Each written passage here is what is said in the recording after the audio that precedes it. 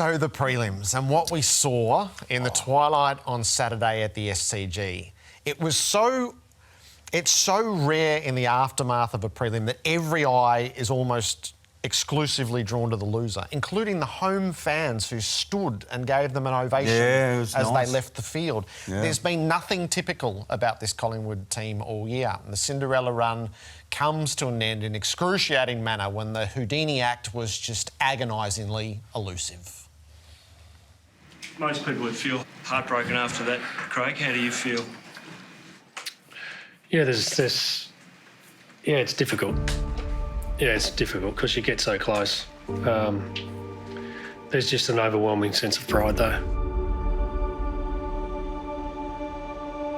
Hey, y'all played a heck of a game out there. We may not have won, but y'all definitely succeeded. Now, look, this is a sad moment right here for all of us. There ain't nothing I can say standing in front of you right now that can take that away. Yeah, just catch yourself, your emotions, because you look at the players in the eyes and see how much they've hurt and how much they've given for the year to fall short. Just extremely proud of what they've been able to do this year, the group. This is undersized. It's the moment in the stands where you think, if I cheer louder, will it make a difference? I just said at three-quarter time, they've got all the tools to know what to do right now, and it's a season of lessons learned. Bianco, he kicks, he goes, and they're starting to charge again. That's huge. It's the Collingwood belief that is so obvious. I wanted to make them feel like they could make mistakes still. Yeah, we're going to go for this. We're going for it. The Magpies are in it. Can they get the goal? Oscar Elliott's got it. You can't believe what you're seeing. They refuse to go away, the Pies. A miracle at the SCG. Can you believe this? The Pies are absolutely charging. Tension almost unbearable here at the SCG. One of the best games of football you'll ever see. It's the Swans. And the Pies' Cinderella story finally grinds to a halt. I put winners only up and I put what ifs and if only. Because winners don't think what if and if only. They just use it. It fuels you for more. There'll be a lot of people laying in bed tonight going, if only, what if? Just don't want to live in that space. Because winners pick themselves up and use the lessons and get better and use it for motivation. That's what we do. It just doesn't come much better than that. Wow. A year of ups and a devastating down at the end. It is the Booper ups and downs. Ted Lasso's phrase has been perfect for Craig McRae all the way through. You told me I better watch this. We might not have won, but we definitely succeeded. But don't live in the what ifs and the if onlys. There was that sentiment. Can you believe it? Well, you could believe it. The whole Collingwood aura and the capacity to come from nowhere infected the game as the Swans saw it coming first. They almost took fright in the face. Oh, no, they did not almost. They did. They took fright. You know, everyone thinks like me when coaches and players talk about momentum. What exactly is momentum? We know what it looks like as people are controlling the game, but how do you get it? How does the other one lose it? Sydney lost all of it. And watch that last 10 minutes, and I've watched it again, this gathering of force. Every 50-50 was won by Collingwood. As soon as the Collingwood won it, they had runners everywhere. And then as soon as it went down the other end, it was panic, they get it, they had runners everywhere. And I thought, that they can't hold on. Sydney cannot hold on. This is like a force of nature. They can't lose. And they did, and they lost.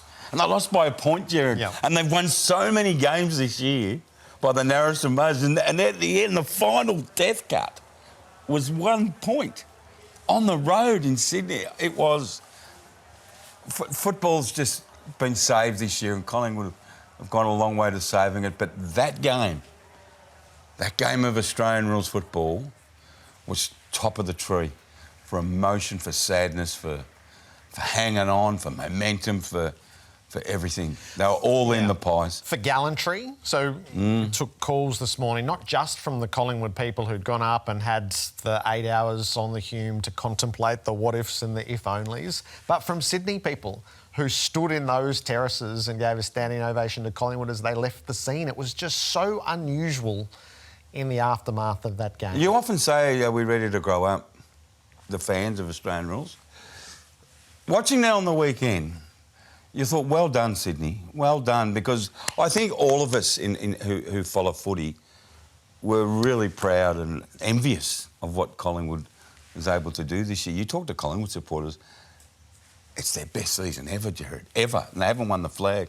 So, typically, Craig McRae in the aftermath spoke about winning and getting better and learning, and that's been his message all the way through. So, you know, that'll hold them in good stead. Now, that last 20 minutes of the game, 10, 15 minutes, does that have an impact this week from Sydney's point of view? I mean, they were gassed. They were out on their feet, and now they've got to come in and play a grand final. Does that play a role, you think? I don't know. The short answer to that is I don't know. They'll be wiser for it. They won't play a tight finish like that again. Well, they wouldn't want to. No. They just wouldn't want to. So if they get themselves into a similar scenario, it will be different. So we choose moments.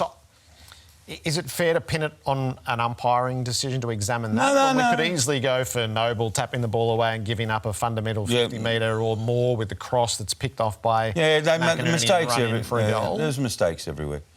But with that umpiring one, the decision not to pay the in the back, Jared, I reckon the rules of the game are really good, right?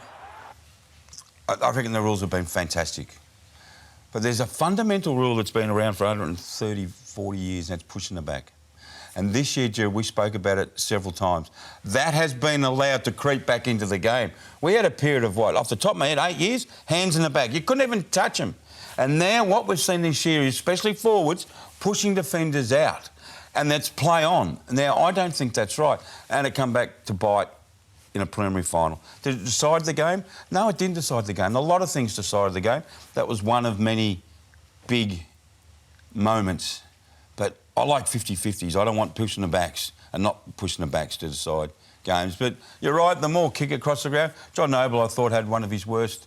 Oh, that sounds terrible. He's out there in the field doing his best. He had moments that he'd like to have again. The agonising preliminary final defeat.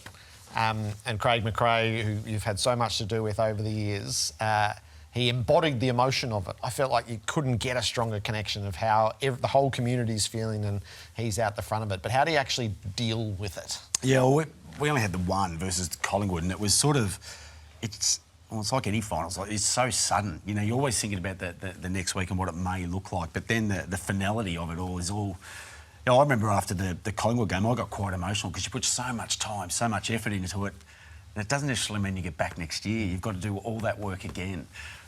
So that, to me, is the incredible challenge. And, you know, I ran into Fly briefly last night, and he's an incredible motivator of men, Fly, so he'll certainly get his players up and going pretty soon, I reckon, and imagine they'll be there to challenge again next year. And I guess you lived that. You lived the sudden cutting off, and it did take years to get back. Yeah, it did. You know, 18 was one of momentum, and you're right, you get emotional after the prelims because you're so close to, as I said, giving yourselves that chance for that dream to become a reality, and it can take some time if you don't process it the right way, and it took us some time. We were young, we got belted, but we probably weren't ready to be in the position we were, but it did take some time to build back up.